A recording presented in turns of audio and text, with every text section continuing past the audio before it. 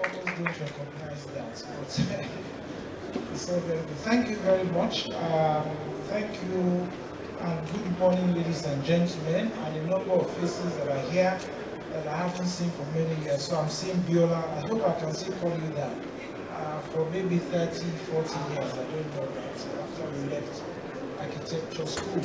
I'm also absolutely excited to see the number of young people, I suspect young architects who are here.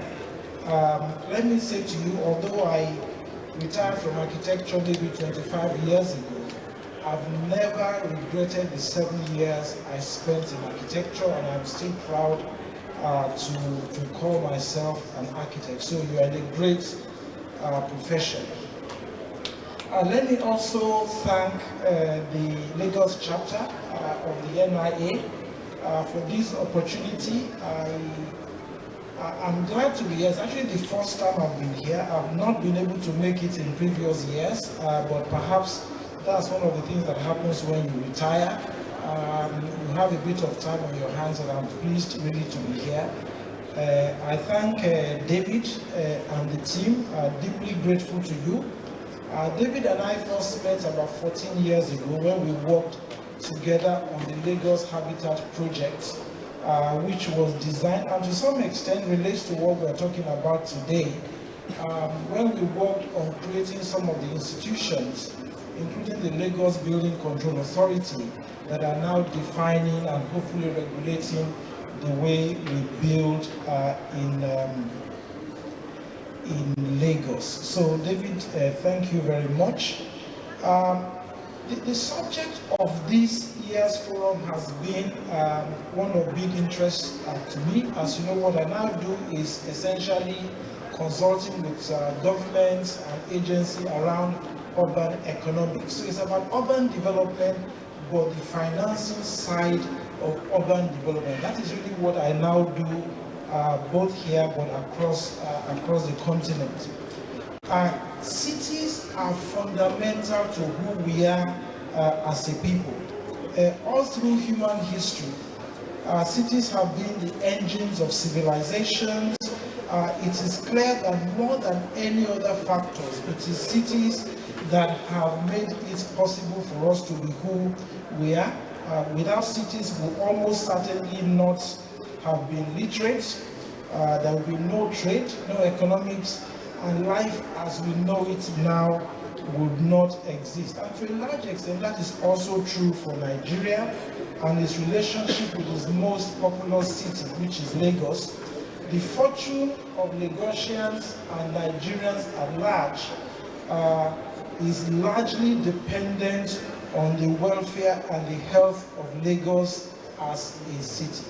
Okay, that's a very big point. David asked me to speak on any subject I wanted around the theme of Lagos as an evolving organism. That's a very difficult but also risky task on his part, but I'm going to take full advantage of it.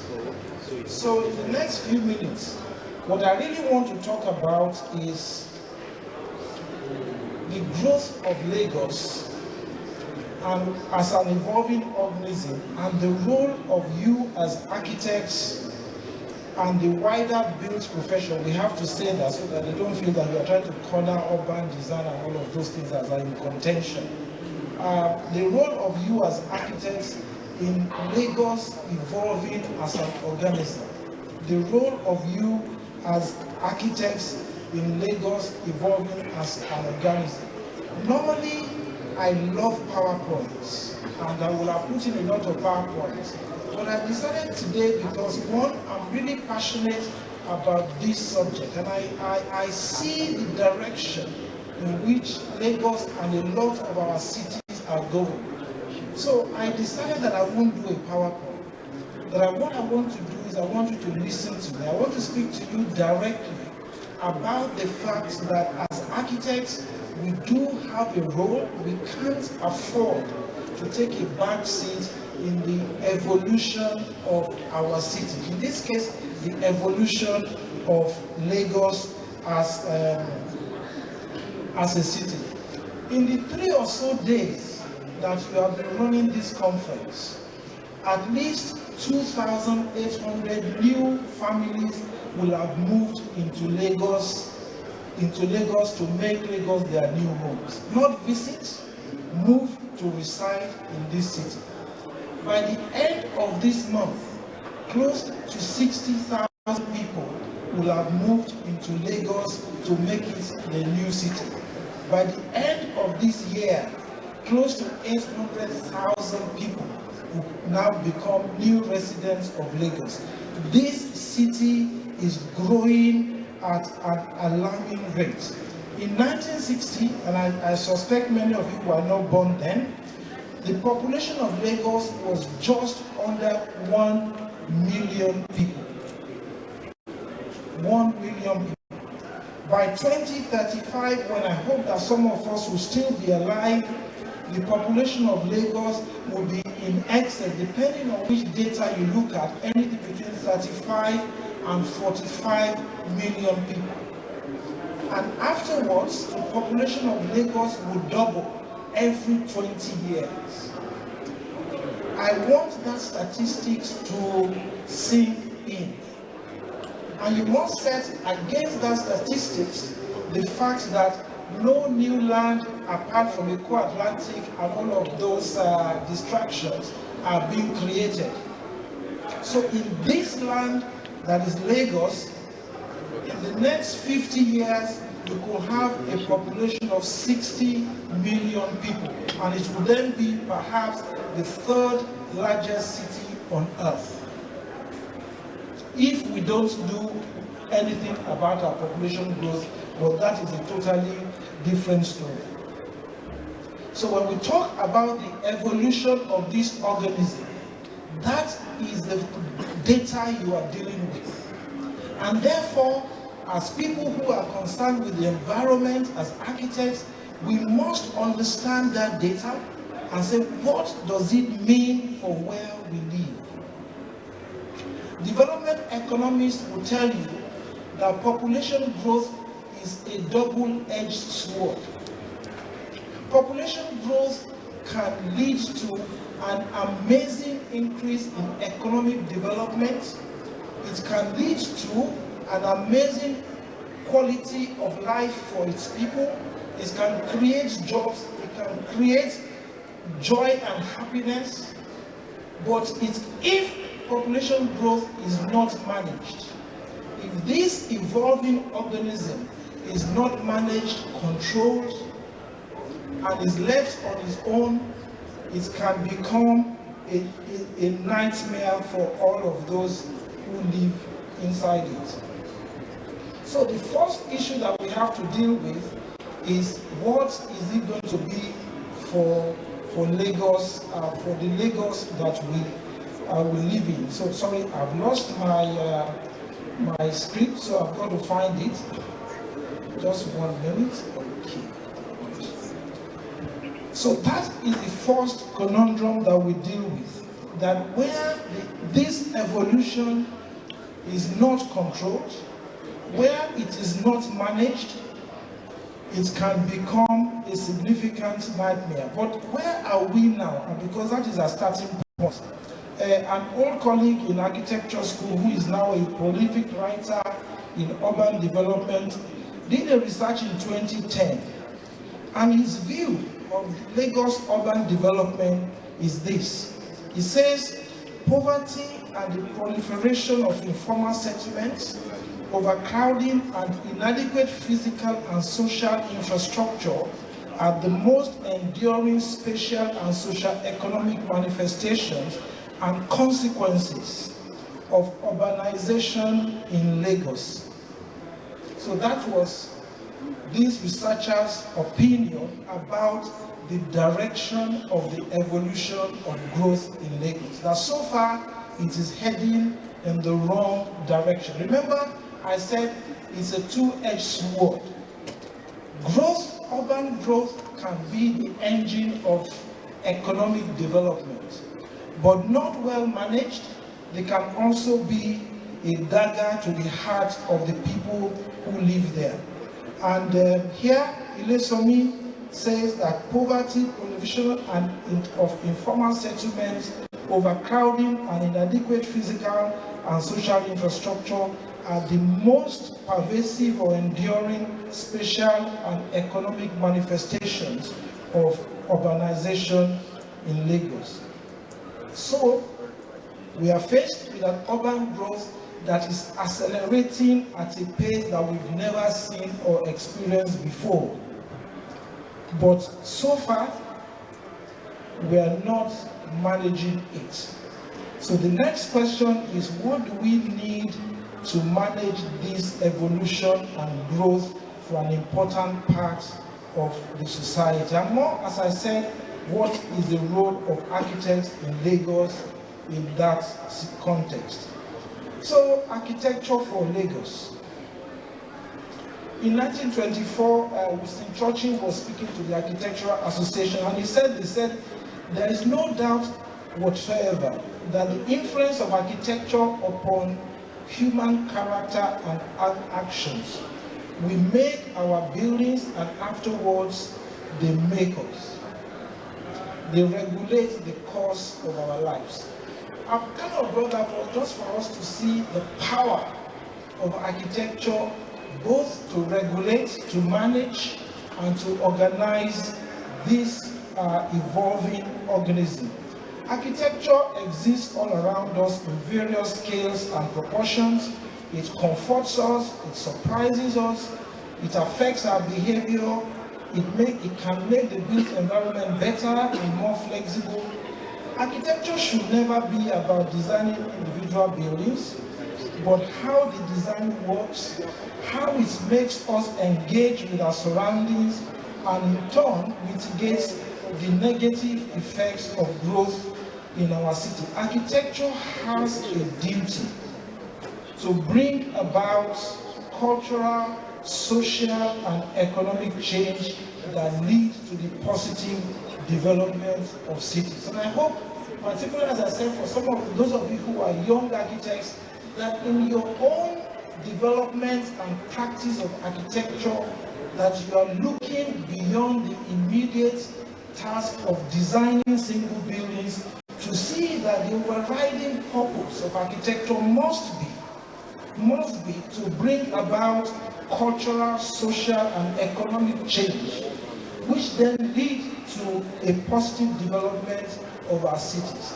That must be your overriding goal. If your architecture does not lead to that, it becomes largely irrelevant. And how we need it in the Nigeria that we now live. How we need it. How we need cultural and social and economic change. And you have in your hands, by your training, the tools to bring about a positive change. So different architects have talked about, and maybe even overblown that. The Italian architect Leon Battista claimed that his classical buildings were so influential that they would compel aggressive invaders of Rome at the time to down their arms and become citizens. Your popular architect Frank Lloyd Wright believed that when done right, architecture will save the United States from corruption and turn people back to wholesome endeavors. Even the more famous architect Le Corbusier actually claimed that his designs could heal the sick. Of course, this was not actually true, and in fact, in some cases, made people sick. And apparently, he would have been sent to jail if not for the fact that the government was more concerned about the Second World War. But outside of those dodgy claims, okay, what is absolutely not in doubt is the power of architecture to shape and change cities. The power of architecture to shape and change cities. So, what are the key challenges that you as architects must grapple with to help us better manage this evolving organism? What are the key challenges that I see that you must manage as architects to help us manage this evolving organism. Let me seek your indulgence to submit there 3 or 4 key ones. The first one is managing density. I am still appalled that we continue to build and design our cities as if we are never going to run out of land. Totally oblivious about the economics of our cities. As architects, you must understand that one of the key implications of unmanaged growth, as we now have, is urban sprawl. Just another data for you. The development area of Lagos metropolis in 1960 was 70 square kilometers. In 2006, which is when we had the last data, it was 3,340 square meters. I will be very surprised if we are now looking at 1,000 square kilometers. The city is, Lagos has actually contested the second figure of 3,000. They think it's more than that, and I agree with them. Okay? Urban sprawl makes cities inefficient. It makes cities very difficult places to live.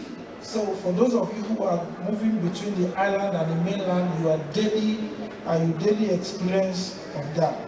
The first great challenge architecture must address in Lagos is the capacity to create a dense metropolis that has high urban quality and offers residents a better quality of life. We must ensure that Lagos remains a place of innovation, culture, and well-being. We can't continue designing and building the kind of architecture that we are currently building, pure and simple. That is the first challenge that you must grapple with. The second challenge that you must grapple with is the challenge of managing equality, or better put, the challenge of managing inequality. The challenge of managing equality. As with most cities, perhaps the greatest threat to the health and prosperous evolution of it, and Lagos is clearly in that, is inequalities. Cities with pervasive inequality are simply not sustainable. Cities with pervasive inequality are not sustainable. While Lagos has grown dramatically over the last 60 years, most of that growth is socio-located in poor and vulnerable areas, whereas we see growth in the affluent suburbs of Lekki, Magodo, Ikeja, and all of those middle income and upper income areas. These are nothing compared to the rate of formation of new slums and informal settlements in Lagos. But they are not seen. The UNHCR and UN Habitat in 2007 said that the number of slums and informal settlements in Lagos were 42, so counted in 1984. But by 2007, which is when we had data, they had increased to 100 slums, so 100 informal communities. And today, an estimated 70% of this city's population are living in informal settlements or slums. So when we talk about evolving organism, that evolution is taking place in places that are well outside of the sight of many of us. And it's a dangerous evolution because it is taking place in informal settlements, living with poverty and with crime, and that is dangerous for the Lagos that we want. So what should be the appropriate response of the architecture profession to managing the challenge of inequality? That is the question that is begging for an answer. Okay, that is the question that is begging for an answer, and I hope before I finish, I will come back to that.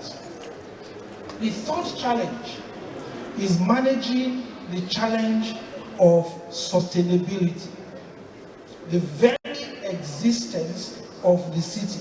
So you know, I live in Abuja, I don't live in Lagos. So you know, so you live in Lagos, that the topography of this city is low-lying with coastal areas and high water tables, extremely vulnerable to the effects of climate change. So the city is exposed significantly to risks around flooding, flood flashes, and erosion. So one vivid example for many of you who have been in Lagos for a while is the loss of Alpha Beach. Okay? Some of us visited Alpha Beach for many years of our lives as young people, but it no longer exists. Okay? Over the last 10 years, communities have been wiped out, including urban flood-related illnesses, destruction of property, human fatality, and damage to people's means of living. This city is vulnerable to the effects of climate change. So again, how does architecture assist this evolving organism to respond to this challenge that is an essential threat to its very existence? That is the second question that is begging an answer. There's then the fourth challenge that you have to manage. Managing the challenge of demography. And I'm glad about the mix of the audience. By 2030, 70% of the population of Lagos State will be people who are under the age of 35. What an incredible youth bulge. This evolving organism is heavily pregnant with young people. This evolving organism is heavily pregnant with young people. These are people who have different aspirations, they have different tastes, they want to work differently, they want to live differently.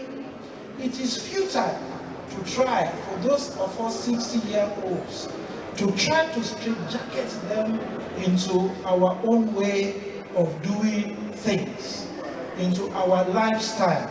And in any case, we have not even earned the moral right to do that, because our own way of doing things has not worked. How do we respond to a Lagos that has a different demography from what we've ever known it to be?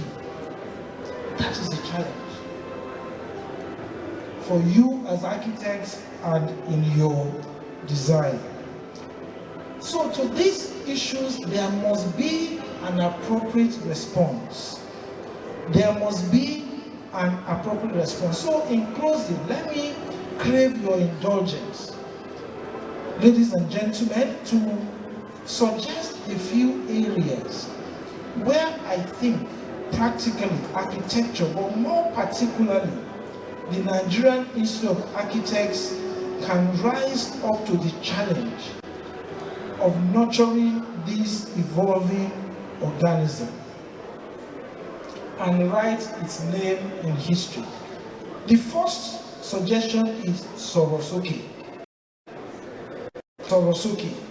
As architects, you are well informed about what needs to be done to make the evolution of Lagos sustainable.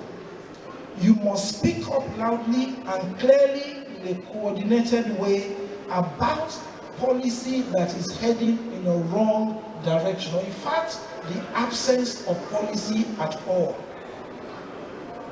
The Institute should develop an informed and organized advocacy capability to draw government and public sector, including the private sector, to the unsustainability of the trajectory of the current evolution. So that's my first suggestion to you. You must, as architects, as an institute, develop an advocacy capability to speak to government on leveraging your knowledge, your training about the unsustainability of the current. Just to give you an example, we have a planning law that is as if urbanization never existed. What is that? Well, no one is talking about it. We have a planning law that is at variance with anything that anybody is doing, that seems to support the use of cars everywhere in a city that is so vulnerable to climate change. You need to talk. You need to talk. The second key suggestion is about thought leadership.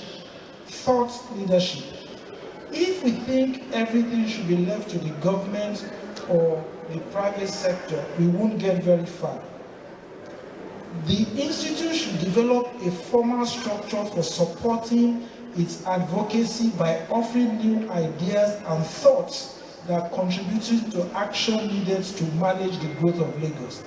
In that regard, I want to suggest the consideration of the committee, I don't know what to call them, of a broad-based Lagos Urban Forum, potentially in partnership with other environment professionals and a number of NGOs who are doing small things on the margin, that provides this body of knowledge and thoughts that we need to do things differently. Knowledge, this is the era of knowledge, and you have that in front of you. You just need to organize them. Let's have a Lagos Urban Forum that becomes a repository of knowledge and information about the direction in which our city must grow. For those who know me, I must put this in as one of your appropriate response. That's housing. Perhaps the land use class which most visibly impacts on the urban landscape and the efficiency of cities is the housing land use or residential land use. Given that a significant proportion of our population live, and up to 70% live in slums and informal settlement, the need for housing that is affordable to this segment of the population is a significant urban design issue. I have personally been astonished at the lack of participation by architects, even in Lagos, in this high impact space. So we have lots of large-scale housing schemes that have the potential to change the face of our cities going on without any significant participation by architects. We have them. That's what I've done for the last 4 years. Without any significant participation from architects. I suggest for consideration again, as one of your appropriate responses, either as a stand-alone or part of the Urban Forum, a housing design group with responsibilities including developing design standards for housing development in Lagos, including typologies, urban design guides, with particular attention to high-density living for young people and low-cost housing for the significant segment of our population that are actually on low income. It should offer advisory services to developers. It should provide design support and advisory for slum upgrading and urban generation. It should develop sustainability guidelines that guide the design of houses And it should promote good practice by housing design awards. Can we therefore be more can we be optimistic about the urban transformation of Lagos as an event, as an evolving organism? I think that if we execute on some of these, and they are by no means exotic responses, there must be a response. And some of the models that have been shown to work, we can be optimistic about the future of these evolving organisms. But if we think government will solve everything, or that cities should be left to the government or private sectors, or that cities should be only left to those who can afford to live there, we won't get very far. We are all in the same boat, and if we want to have a positive outcome, we must work together. Once again, ladies and gentlemen, let me thank the team and NIA Lagos, I hope they still say that. Thank you very much.